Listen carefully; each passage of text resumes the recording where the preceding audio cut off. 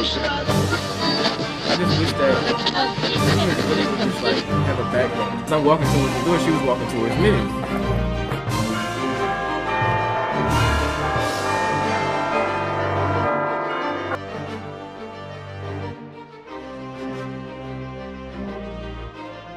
Basically, what happened was. So, I mean, talk to me a little bit about the whole situation with Miss Emmons. Because, I mean, is she the person that like kind of approves you guys to have the group, or how's that whole thing work? Not at all. Miss Emmons came into play, I think maybe my sophomore year in college. And to tell you the truth, we didn't really have a relationship type, you know what I mean? It wasn't any type of, I know Miss Emmons on a personal basis, but when I saw her, I was very respectful, and that's what it was. I didn't really get to know her because when I was a freshman, she wasn't the director of freshman studies, you know what I mean? So I knew, who was our director at that time, but I didn't know her. Right. So basically what happened was, it was one day we practiced in the ropes room all the time. Everybody knows that. Yeah. We were even in the script, like, do the Oracle dancers ever leave the aerobics room? Right. You know what I mean? So everybody knows we practiced in there. So one day we were practicing. Well, I actually wasn't there. I was on my way there to check on them because I'm like not there as frequently as I used to be. Right. But I was just on my way to check in and see how everything was going as far as progress. And I come in the room and the music was blasting. It was really loud. But the thing is, with the aerobics room, there's only one set volume. You know what I mean? Right. Hampton University and their equipment, you know how they are. Yeah. Exactly. So we couldn't turn it down, we couldn't turn it up. But the music was really loud. And the thing is, you know how it has two doors. One door is like... to the gym, right. One door out. Right.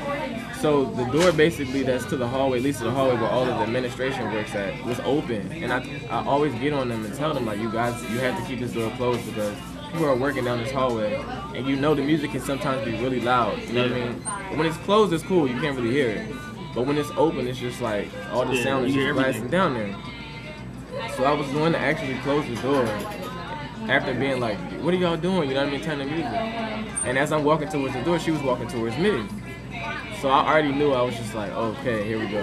But I was just like, trying to laugh it off in a joking manner, like, I see what's going on. I was like, I'm so sorry. I know the music is loud. I was coming to close the door right now. Yeah. She just stormed past me, didn't say anything like, it was kind of crazy. We all just looked at each other like. So then she comes in the room and everybody's sitting there. And mind you, my whole dance group is in there. Well, not all of them, but for the most part, everybody. And she's like, what are you guys doing in here?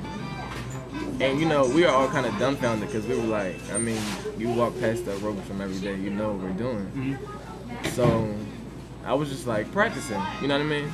She's like, practicing for what? I'm like, for our showcase. She was like, showcase? What showcase? I guess I made a mistake where I slipped up and I said Oracle.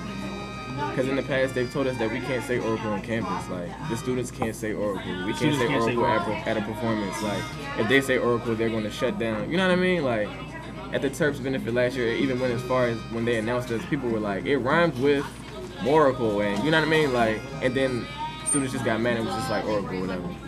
But, so I said that to her, and she was just like, she just kind of started like perking out, like, there is no Oracle. I was like, okay, sorry. I thought we were like official, you know what I mean? I'm like, is it Majestics-Oracle? She's like, no, there's no Majestics-Oracle. I was like, as far as I knew, that's what I thought it was. And she was like, no, there's no Oracle. Oracle is nothing. Like, just really like downplaying us, like we've done nothing at all. You know what I mean? It hurt, especially when it's something that you put a lot of dedication towards.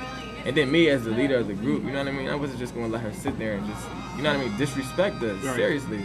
Because even though they're students, you know what I mean, I'm an alumnus, like, they're young adults, I'm an adult, I'm grown, you know what I mean? So basically, it just got to the fact where I was just like, no disrespect, like, seriously, I'm saying this to her, no disrespect, but I'm an adult, and you're going to talk to me like I am one. Mm-hmm. And point blank, in fact, she just took that to the heart. And from there, like, she just kept babbling on it, and I was just like, okay, I'm really, you know what I mean, I don't want to continue with the conversation, and I walked away from it. Yeah. So then she took, Majestics captain outside, Krista, and she started talking to her.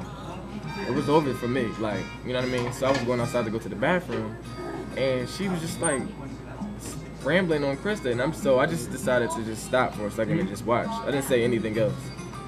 So then she turns towards me, and she does the whole finger in the face thing, like, and that was just it for me. I was just like, and what do you mean, finger in the face? Like the finger in the face, like, and you need to, and I was like, okay, that's where you can just stop. I was like, you have nothing else to say to me. If you do have something to say to me, just please tell Krista and Krista can tell me. And that was it. And I just went away. From that situation, well, actually, she asked me, then it was something about, she like told me to leave the building. And I was like, you know what I mean? Okay, whatever, I'm cool. Like, or she was like, you can either stay or I'll get you escorts. I should have just left. But me being, you know what I mean, just sick of the whole administration runs my life thing, was just like, I'll just wait for my escorts then. And then from there, the security guards came and, you know, was escorting me out basically. The funny thing is I know all the security guards, they all, you know, I dap them up. Hey, what's up, man? What's going on, Rob? And they were trying to, you know, basically get me to stay in there, you know what I mean, looking out for me. But Miss Emmons and her ways, you know, was just like, go, go, go. It was fine, so I left. They didn't even escort me out. They were just like, go ahead, man, we know you good. So I just left. So from that situation, I come back into the student center one day, you know what I mean, just practicing once again. And I think I'm going to the SGA office to handle some business because as quiet as it's kept, Hampton University contracted me for the past fashion show, like written documentation, and I have not received my check yet. Like, I still haven't been paid. So I'm going to the SGA office to check on, you know, my financial status, basically, see what's going on with my check. As I'm there, out of nowhere, like 4 or 5 security guards come. So I'm like, you know what I mean, what's going on? And they like, Rob, you know what I mean, everybody, they all know me on a first name basis. They like, Rob, you don't know what's going on, like, you don't. I'm like, nah, what's up?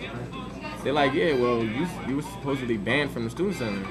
So I'm like, I'm banned from the student center. Now, when was this? When they tell you that you were? This was like right before spring break, so the beginning of March.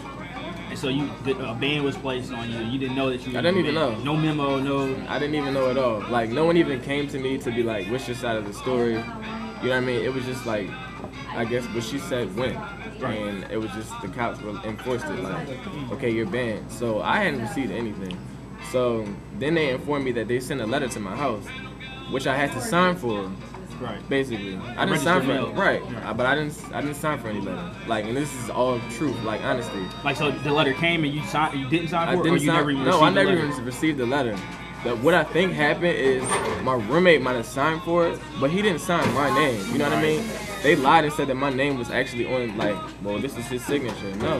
Like, I asked my roommate, did you sign my name for something? He was like, nah, I know something came to the house one day, I signed my name for it. And that was what it was. I guess it got lost somewhere or whatever. Right. But, so then they, you know, proceeded to give me, like, a copy of the documentation. I guess she had it in her office or something. It was that serious that she just printed it up real quick. And then they brought it out to me. I looked at it. I'm like, all right, cool. They're like, you know what this means, what this understands. I'm like, yeah, you know, but where can I appeal this? Like, right now. This was like Friday. It was a Friday. So I'm like, all right, cool. So they told me to go to the Vice President of Business Affairs. I forget the lady's name. And to basically try to get it appealed. Because she was the one that signed off on it. And mind you, this is the same lady that signed off on my contract. Or like me getting paid, me being able to do the fashion show. Right. So after you've done 3. Right. She signed off on that and said it was okay. So I'll go over to her, you know what I mean? It's just coincidentally she's not there. She's nowhere to be found. She's going for such and such amount of time. I'm like, okay, whatever. So that was that. I left her a complaint, left her a message, a written message, written complaint, emailed her complaints, you know, stuff like that. Still haven't heard anything from her. That was that situation. I think then after that, it was just like, okay, I'm just gonna, as far as the whole being banned from the student center, I was just like, all right, let me just lay off, I'm gonna chill, I'm not gonna do nothing. In the article, they say that I was warned 3 times before I was arrested. It's a lie. Like, that was the only warning I received was the time that the cops escorted me, well, quote unquote, escorted me out, saying that I was banned. That was the only warning. I had never been warned anymore. Because I know for a fact if I would have been in the student center again, Miss Emmons would have had me arrested. Like, that's just how. So that information might have came from her. It came from her. It came from Miss Emmons' mouth, but it's a lie.